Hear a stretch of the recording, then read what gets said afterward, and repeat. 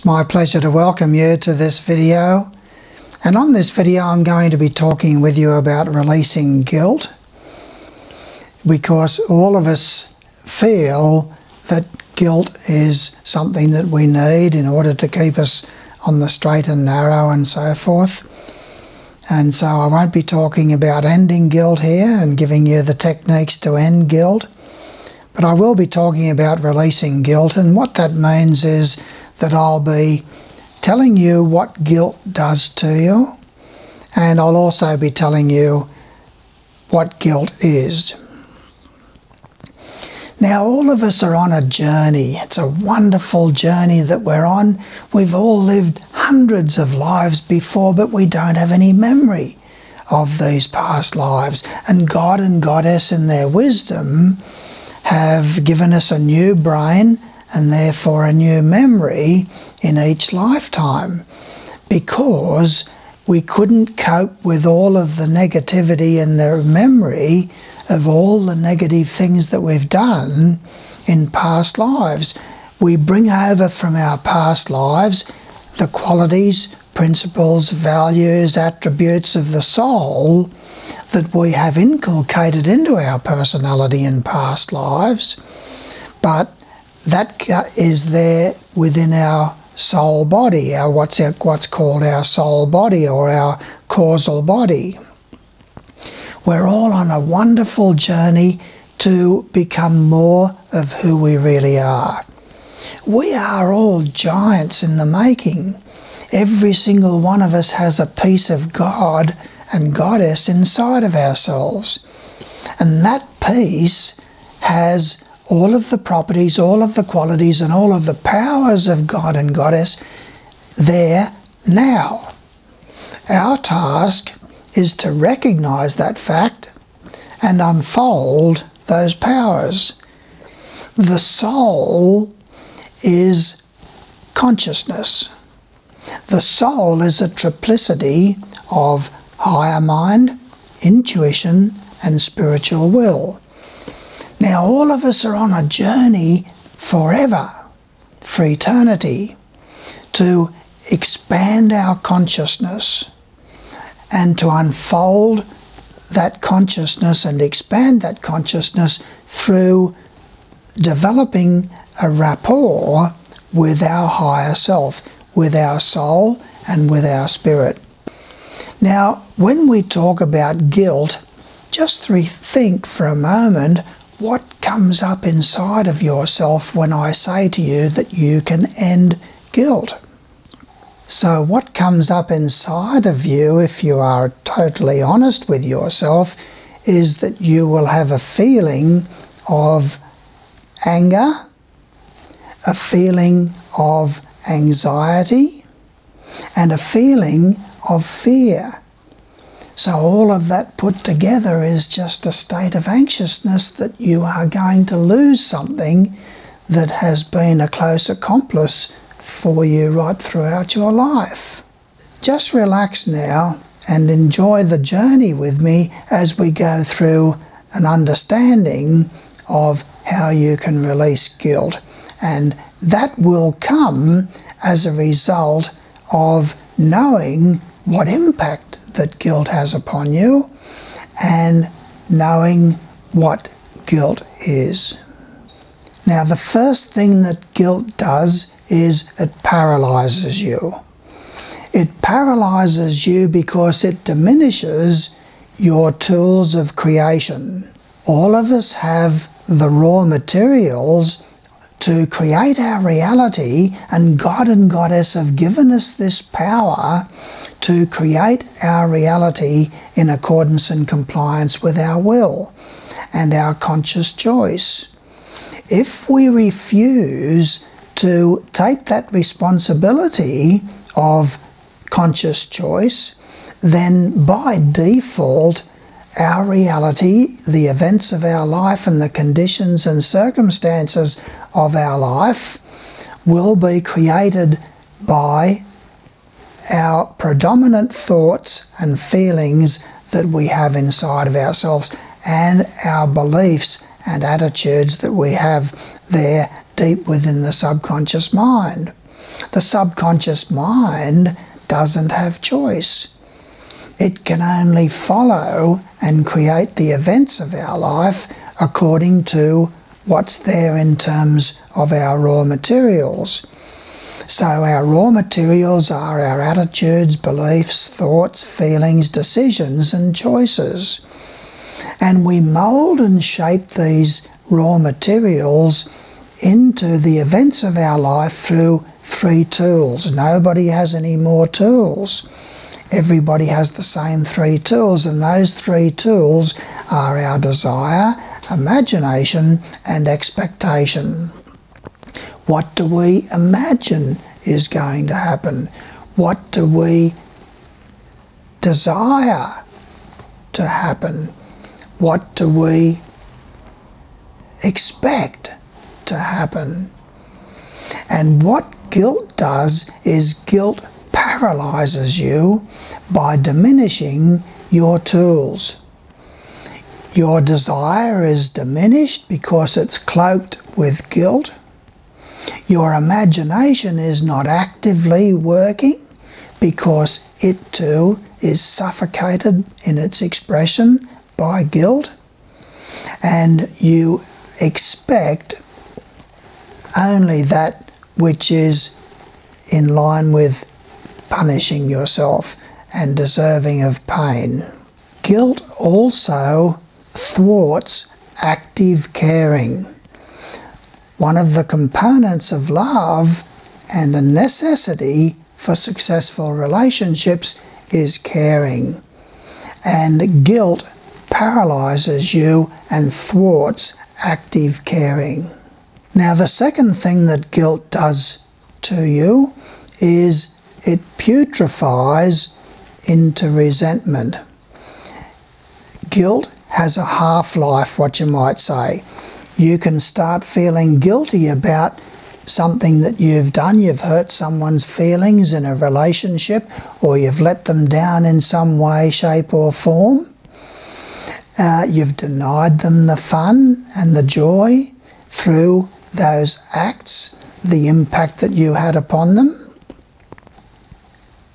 And you have that guilt that you had that impact upon them, but you quickly find that that guilt turns into resentment.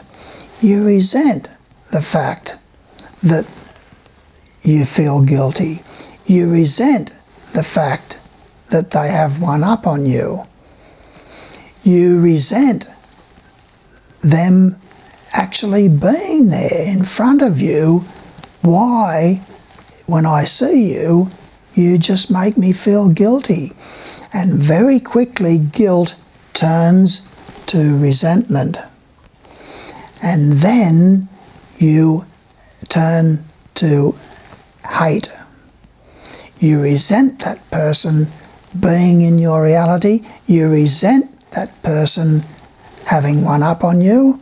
And that, in a period of time in relationships, stifles love and the caring, and it putrefies into resentment and hate. The third thing that guilt does to you is it numbs you to your raw materials. Your attitudes, your beliefs, your thoughts, your feelings, your decisions and your choices you are numb to them. You have no power to actually utilize them. It means that you lack depth. When you have the attitudes, beliefs, thoughts, feelings, decisions and choices are numbed, you lack depth. The fourth thing that guilt does to you is it fosters self-pity. You start feeling sorry for yourself, and it works through self-pity in its other forms of victimhood, feeling as if you are victimized somehow by outside circumstances or conditions, and martyrhood, having to carry all these things and worries and fears and anxieties and so forth, and guilt on your shoulders. The fifth thing that guilt does to you is it leads to physical ill health. It creates disorder, disorientation, and a sense of failure. And that is the description of illness. And so therefore, if you hang on to guilt long enough, it will make you sick, and it can kill you. It can lead to all sorts of cancers and tumours and everything, because we tend to stuff this guilt in the organs of our body, and it can and will eventually lead to illness and can lead to death if you hang on to it long enough and tightly enough. You experience disorder, disorientation, alienation, and you feel like a failure. The sixth thing that guilt does to you is it keeps the past alive. Your mind and your feelings are all the time going back on the alienation, the impact that you had upon whoever that caused the guilt in the first place. So it keeps you roaming around in the past like some sort of a ghost. And it keeps the past alive, and that keeps the pain alive. The seventh thing that guilt does to you is it imprisons you. It imprisons you in your limited self. It imprisons you in your limited thoughts and your limited feelings. Imagine that you go out to a movie with a group of girls. You've been planning this for weeks, and it's a great movie that you're all looking forward to. Half a dozen of you are going to meet up and go to the movie together. And so it's all well planned. And the morning of the movie, one of the girls rings you and says, "Oh, look, my car is broken down. I'm wondering if you can give me a lift." And so you get to the movies, you're all excited about it, and you're thinking about what's on tomorrow with your work or something like that. Your mind is going on that, and you subconsciously drive to the theatre. You get inside, you get your ticket, you get your popcorn, you get your drink, you go inside and all of you sit down, and one of the girls says, "Oh, what happened to such and such?" "Oh, I was supposed to pick her up, and now it's too late to go and pick her up, and she's missed out on the movie." You feel so guilty, but not long is that guilt going to remain there. It putrefies into resentment.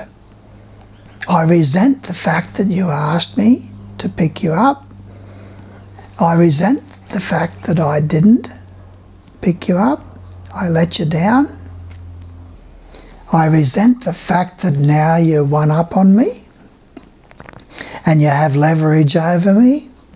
So you can see how guilt very quickly turns to resentment.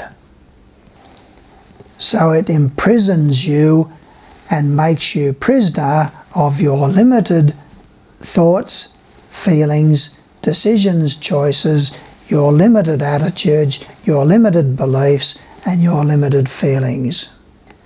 Now let's look at what guilt is. First of all, guilt is not a real emotion. It is a synthetic emotion. Now what I mean by that is that guilt has no redeeming value. It has no positive side to it. It has no positive attribute or contribution to make to your life. Anger is a real emotion because by the expression of that anger, you can motivate change within yourself or within another. Love is a real emotion because it has a positive side, but it also has a negative side. And you've seen how love can turn negative to possessiveness and to violence when rebuffed. You might say, but guilt keeps me honest. Not really. Guilt is a synthetic emotion. Guilt is anger that you don't feel that you have a right to express. And so what you do is, instead of expressing that anger, you suppress it, stuff it inside of yourself, and it turns into guilt.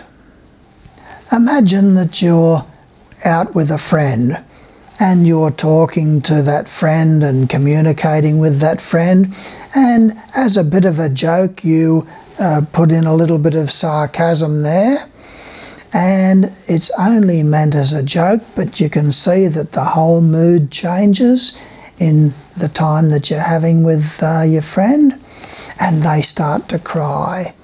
And then you start to feel, oh, I didn't mean to hurt your feelings, but it's too late. And so you feel guilty. But that guilt is anger with yourself, anger that you hurt the person's feelings, anger about the impact that you had on that friend, and anger with her because why didn't she take it as a joke? Why didn't she just let it roll off her?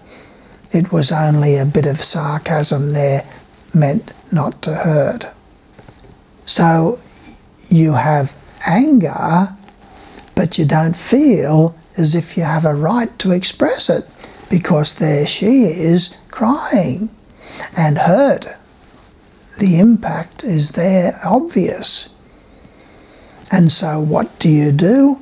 You suppress that anger, stuff it inside of yourself, and turns into guilt. So guilt is a synthetic emotion, and it is anger that you feel you're either going to get into trouble for expressing or that you don't have a right to express. The second thing that guilt is it's an expedient motivation when you lack the character to motivate yourself by your principles and values. We all have ideals, we all have principles. These principles are honesty, responsibility, integrity, trust, truthfulness, reliability. Now, if you don't motivate yourself from the basis of your principles and values, then you can use guilt to motivate yourself. So why do you get up and go to work? If you can't motivate yourself out of a sense of responsibility, you motivate yourself out of, I'll feel guilty if I don't get up and go to work. The house needs to be cleaned, and you say to yourself, I've been putting this off and putting this off. I'll feel guilty if I don't get this house cleaned today. Instead of saying, I'll take responsibility for this and have the integrity because it's my task to clean this house and to make it a healthy place to live in. You see someone drop a purse out of their pocket or out of their bag, and you go and pick it up and you take it to them, not out of a sense of honesty, but out of a sense of feeling guilty if I didn't return the money. So guilt is a self-controlling manipulation when you lack character. Now, we all have principles and we all have values, but if we're only honest, unless we can get away with it, if we're only responsible and take responsibility for things because of the fear of getting caught if we don't, if we're only reliable because we'll feel bad if we don't turn up on time, if we motivate ourselves out of guilt, then that's an expedient motivation because I lack character. Character is the frequency with which I apply my principles. The third thing that guilt is guilt is self-punishment in order to purify and transform yourself. So you punish yourself through bucketing guilt all over yourself with a view to transforming yourself and purifying yourself.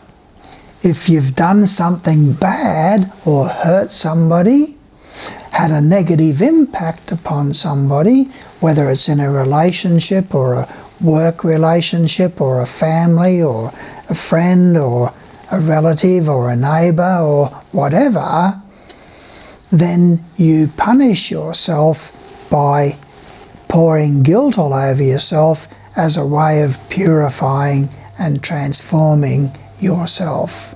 The fourth thing that guilt is it's a domination, a form of domination, manipulation and control of others. For example, if you invite a friend over to your home for dinner and you have the dinner and you're watching a movie together, and then as the night gets towards an end and the friend is about to leave, you say, by golly, if you didn't enjoy yourself, if you didn't enjoy this dinner tonight, I'm going to feel so guilty. Instead of just asking them, how did you enjoy yourself, you put that proviso on that if you didn't enjoy yourself, I'll feel terribly guilty. Now, how did you enjoy yourself?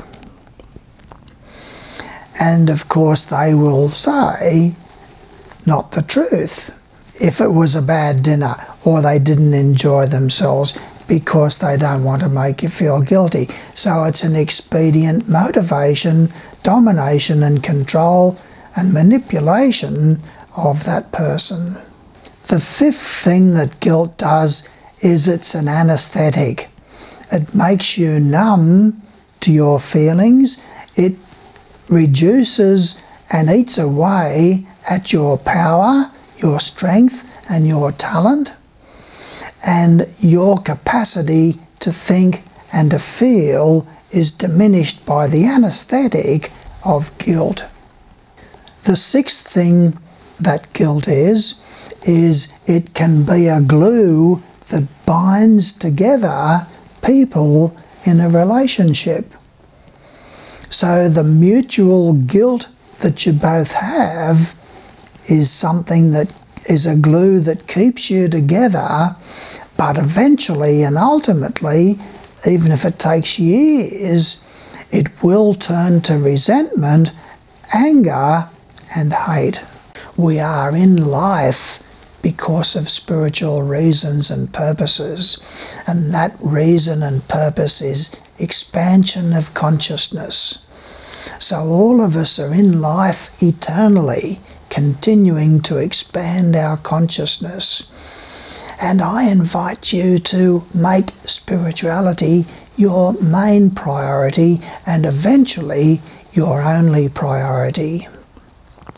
And to eventually not just release the guilt, to release the expedient motivation, to release the self-punishment, but to end that guilt, to end that suppressed anger. And so it's a wonderful world when you start expanding your understanding, and I urge you to subscribe to my videos, because I'm going to be putting out 100 videos in total in 2013 on all subjects that will have importance to you. And I invite you to have your horoscope done if you haven't had it done by me already, and to have that massive awakening to the validity of astrology and therefore the intelligent design behind the whole scheme of things. And that puts your relationship with God, Goddess, all that is, right there in its right place. And for your spirituality to eventually be your only priority. And you don't have to give up any of your fun, any of your sexual expression, any of your joy and wonder and financial abundance and success, happiness in relationships. God and Goddess are there to help you to enhance your life, not to diminish your life. So I thank you for your attentiveness here, and I urge you to subscribe to my videos, and I look forward to working further with you should you go further into my videos and my intensives. Thank you.